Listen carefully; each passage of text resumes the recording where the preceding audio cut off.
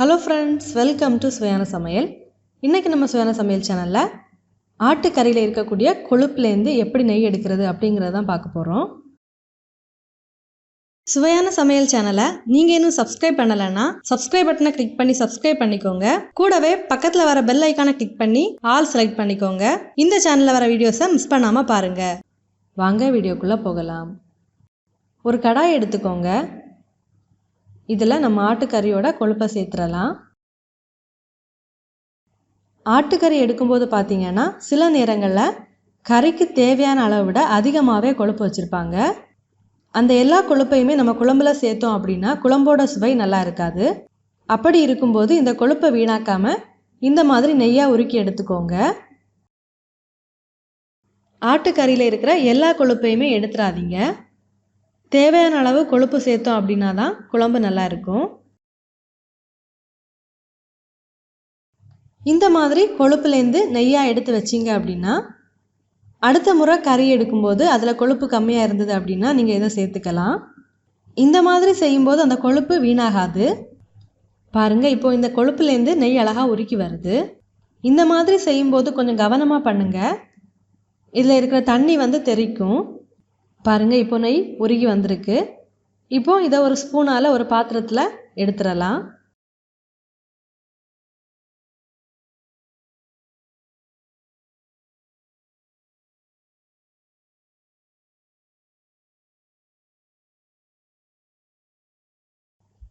மறுபடியும் இதை நல்லா உருக விட்டுறலாம்.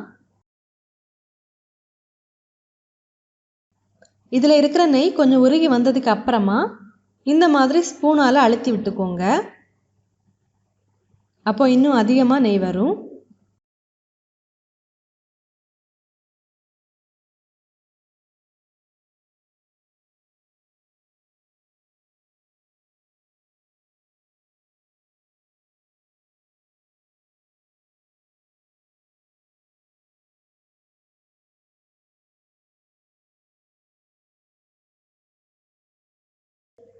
பாருங்கள், இதில் இருக்கிற நெய் எல்லாமே உருகி வந்தாச்சு.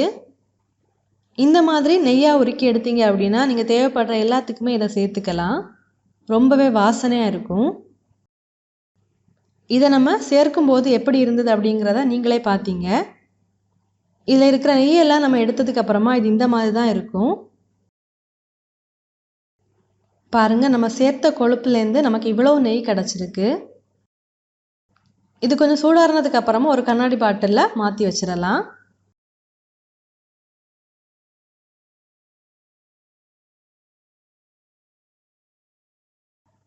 பாருங்கள், இதை ஒரு நாள் அப்படியே விட்டு எடுத்தீங்க அப்படின்னா இந்த மாதிரி செட் ஆகி நல்லா ஒயிட் கலரில் தான் இருக்கும்.